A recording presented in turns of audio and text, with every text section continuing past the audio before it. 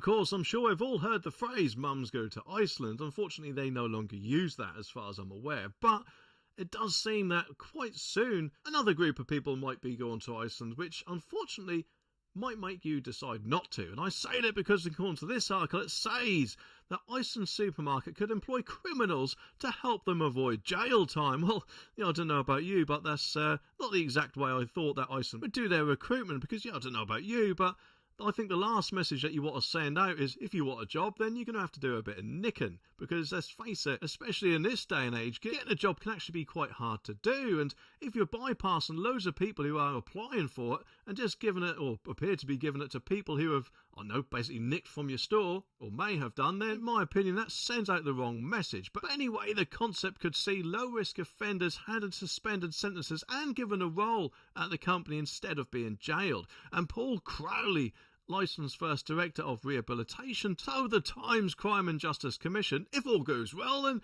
that's your sentence. You don't go to prison, you don't lose your home, your kids don't go into care, and if it doesn't, and it all goes pear-shaped, then it's a suspended sentence which kicks in." To be honest with you, I think that if you do a bit of shoplifting or any crime similar to it like theft or robbery, then you should be given a proper jail sentence, because that should be a deterrent. You shouldn't be rewarded or appear to be rewarded by getting a job because of it. It's just absolutely crazy in my opinion. But of course these guys, they just don't seem to see that, do they? They think they're doing good deed, helping people out, but what about people who have been looking for a job for ages, applying to you? Are you just going to say no to those guys, or maybe, just maybe, hold a few positions back for anyone who wants to, grab themselves a 5-finger discount, eh? He even says, but it's an opportunity to get rid of the custodial sentence, and I believe, and the company believes, that we would have some impact on reducing reoffending and our prison population, and maybe, just maybe, you might have a little bit of an epidemic in employee theft, although admittedly,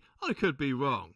With the framework, though, as yet to be approved, Mr. Crowley and Iceland CEO Richard Walker have presented the idea in a letter to the Prisons Minister Lord Thompson to discuss tactics to ease prison overcrowding. So that's possibly what all this is about. Iceland are trying to do their own bit, it seems, although this could bite them in the bum, because I don't know about you, but I'm sure there may be quite a lot of people out there who don't really like the thought of going to a place where some of the staff might be potential offenders. Or, who knows, pickpockets, eh? Apparently, though, Iceland has already launched the Second Chance Incentive, which has seen more than 330 ex-offenders hired as frontline retail workers and delivery drivers as August 2024. A further 300, though, currently hold job offers from the company, and the blueprints is set out to Thompson encourages government and other businesses to consider adopting similar measures. So at this rate, it could spread to who knows where, Asda, Tesco's, and maybe other companies indeed. So I don't want to tar all offenders with the same brush, but